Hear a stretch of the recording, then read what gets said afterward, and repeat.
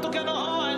আল্লাহর নবী জানায়া দিলেন মা বাবার মতো হওয়ার কারণ হলো এই, মা এবং বাবা তারা মিলন করার পর তাদের মধ্যে যে সম্পর্কটা কায়েম হয়, মা এবং বাবার ওই সম্পর্ক কায়েম করার পর যে জিনিসটার মাধ্যমে সন্তান হয়, ওই জিনিসগুলার মধ্যে লড়াই হয়। লড়াইয়ে যে জিতে যায় তার মতোই সন্তানটা দুনিয়ার মধ্যে হয়।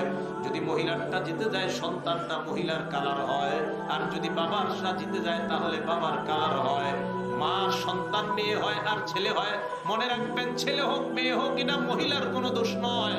সন্তান দুনিয়ার মধ্যে যখন আসে ওই সন্তান ছেলে হোক আর মেয়ে হোক উভয়টার কারণ বাবা।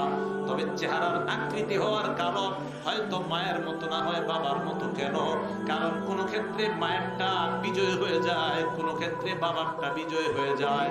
বাবারটা যদি বিজয় হয় সন্তানের চেহারা বাবার মতো হয়,